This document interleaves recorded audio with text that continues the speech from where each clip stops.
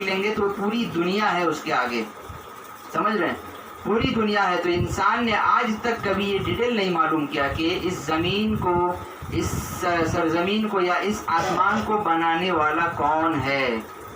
انسان دوسری چیزوں کے متعلق سوال ضرور کرتا ہے کہ اس کو کس نے بنایا، یہ کس کا سامان ہے، لیکن آج تک کسی نے یہ سوال نہیں کیا کہ اس زمین کا بنانے والا کون ہے۔ اتنے بڑے بڑے آسمان اگر ہم دیکھ رہے ہیں، ایک پلر بھی نہیں ہے اس آسمان کے اوپر، آسمان اور زمین کے بیچ میں ایک پلر نہیں ہے، اس کو اگر ہم دیکھ لیں، لیکن آج تک ہمارے دل میں یہ خیال نہیں ہوا کہ اتنے بڑے آسمان کس طرح لگے ہوئے ہیں ایک دوسرے سے۔ تو اللہ تعالیٰ اپنا تعارف خود کروا رہا ہے قرآن کریم میں، تاکہ لوگ اللہ کو جانیں، تاکہ لوگ اللہ کو سمجھیں کہ اللہ تعالیٰ کیا چیز ہے، اللہ تعالیٰ ہے کون، ہمارے مالک کون ہے۔ تو اللہ تعالیٰ خود اپنے بارے میں کہہ رہے ہیں اللہ لا الہ الا ہو، کہ اللہ وہ ہے جو معبود کے لائق ہے، اللہ وہ ہے جو معبود کے لائق ہے، اس کے علاوہ کسی کی عبادت جائز نہیں ہے۔ تو جو لوگ، اس سے مسئلہ یہ نکلتا ہے کہ جو لوگ مزاروں پہ جاتے ہیں، جو لوگ مزاروں پہ جاتے ہیں اور مزار میں قبر کے سامنے سجدہ کرتے ہیں، یہ بالکل حرام ہے۔ مزار پہ جا کر سجدہ کرنا قبروں پہ یہ بالکل حرام ہے، کہ سجدہ صرف اللہ کے سامنے ہے، صرف اللہ کے سامنے ہے، کسی غیر اللہ کو سجدہ کرنا حرام ہے اور یہ شرک ہے۔ اور شرک کے بارے اللہ تعالیٰ فرماتے ہیں ان اللہ لا یغفر ان یشرک بہ ویغفر ما دون ذلک لمن یشاء، کہ اللہ تعالیٰ شرک کے علاوہ تمام گناہ کو معاف کر دیں گے، لیکن شرک اللہ کو برداشت نہیں ہے۔ فرمایا الحی القیوم، کہ اللہ تعالیٰ اپنی صفت بیان کر رہے ہیں کہ میں کیسا ہوں، میں ہوں کیسا، اللہ تعالیٰ صفت بیان کر رہے ہیں الحی القیوم۔ اللہ تعالیٰ نہ کبھی، اللہ تعالیٰ ہمیشہ سے زندہ ہے اور ہمیشہ کیا ہے، زندہ رہیں گے۔ القیوم، ساری کائنات کا نظام اللہ اپنے اندر لیے ہوئے ہے، ساری کائنات کا نظام اللہ تعالیٰ اپنے اندر لیے ہوئے ہے۔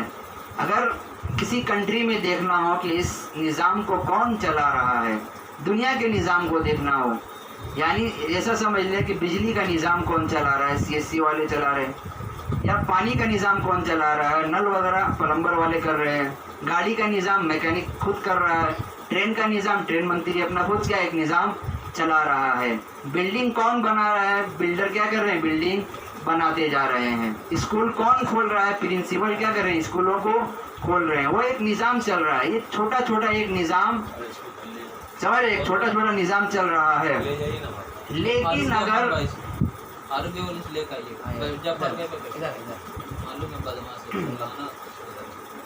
لیکن اگر ان سب چیزوں سے نظر ہٹا کر حقیقت کی طرف ہم نظر دوڑائیں، حقیقت کی طرف نظر دوڑائیں، یہ تو معلوم چل گیا کہ اسکول چلانے والا پرنسپل، گاڑی چلانے والا ڈرائیور، ہوٹل چلانے والا کھانے پینے والا کا شوقین، اور بلڈنگ چلانے والا بلڈر، سمجھ یہ تو معلوم چل گیا چھوٹا موٹا نظام ہے۔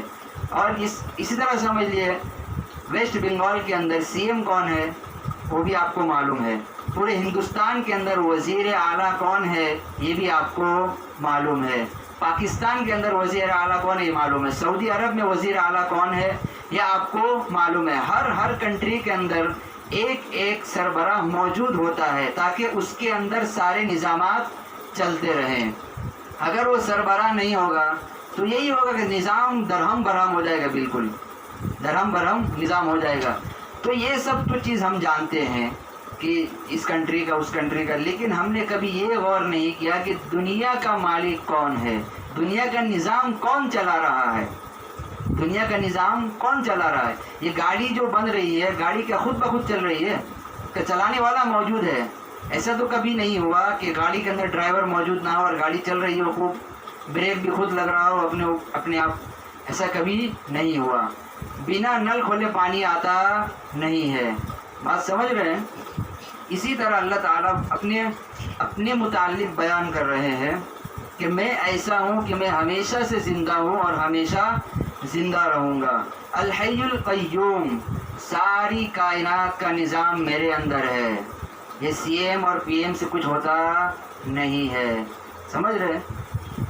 اور اس نے اس نظام کو ٹھیک کرنے کے لیے، اسلامی نظام کو ٹھیک کرنے کے لیے پیغمبر کو کیا کیا؟ دنیا میں بھیجا ہے.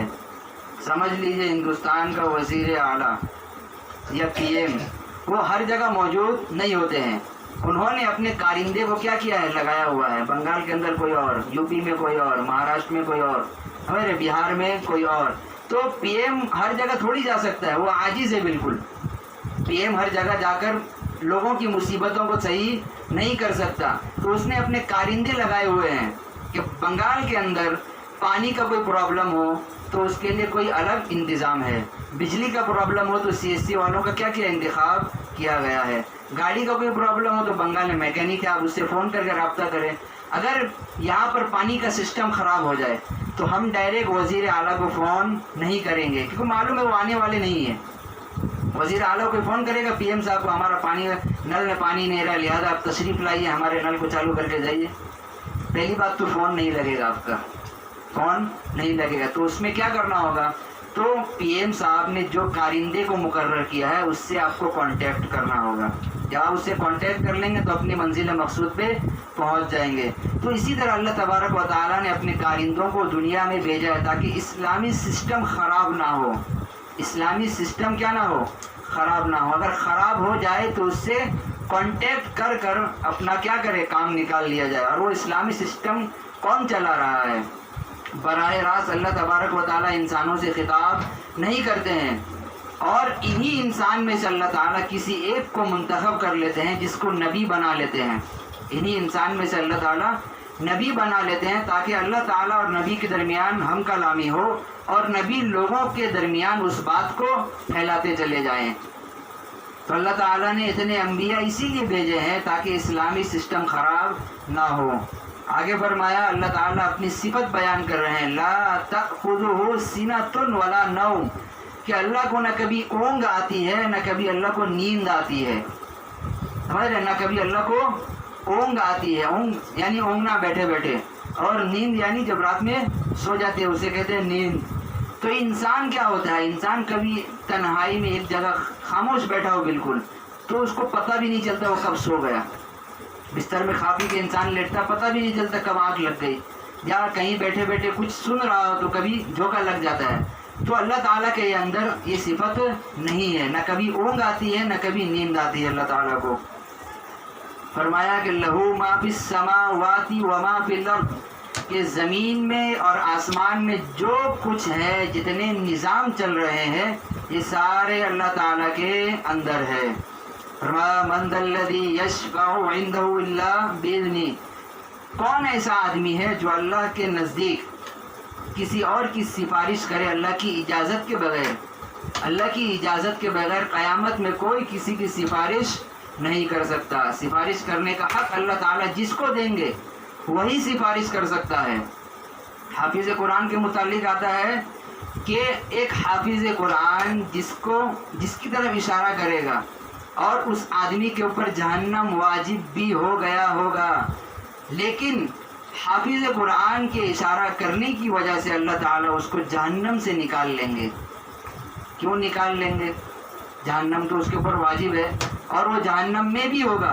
اللہ تعالیٰ حافظ قرآن کو جنت کی کھڑکیوں سے دکھائیں گے، دیکھو جہنم کا منظر دیکھو، کون کون آگ میں جل رہا ہے، کسی کو کوڑے لگ رہے ہیں، کسی کو پیپ پلایا جا رہا ہے، کسی کے اوپر خون پھینکا جا رہا ہے، کسی کو کھولتا ہوا گرما گرم پانی پلایا جا رہا ہے. وہ حافظ قرآن جب دیکھے گا فرمایا اللہ اللہ مجھے یہاں مت بھیجو، مجھے اس کے قریب بھی آنے مت دو، میں جنت میں صحیح ہوں، جنت میں صحیح ہوں. اللہ تعالیٰ فرمائیں گے نہیں، اس لیے نہیں لایا آپ کو، آپ دیکھیں کہ اس میں سے کس کس کو آپ کو اٹھانا ہے. حافظ قرآن کہے گا یا اللہ یہ تو میرا چچا ہے جو مجھ سے باتیں بھی کرتا تھا، لیکن اعمال نہ ہونے کی وجہ سے آپ نے اس کو جہنم میں پھینکا. یہ میرا دوست ہے، یہ میرے ساتھ بیٹھا کرتا تھا، یہ میرے ساتھ بات چیت کیا کرتا تھا. حافظ قرآن کہے گا یا اللہ یہ تو میرا کیا ہے؟ ماما ہے، یہ میرا چچا ہے، یہ میرا خالہ ہے. تو حافظ قرآن جس کی طرف اشارہ کرے گا یا اللہ اسے اٹھا لے جہنم سے. اللہ تعالیٰ صرف اشارے کی بنیاد پہ جہنم سے اسے اٹھائیں گے اور جنت میں داخل کر دیں گے. اللہ تعالیٰ اتنے مہربان، اتنے غفور الرحیم ہے.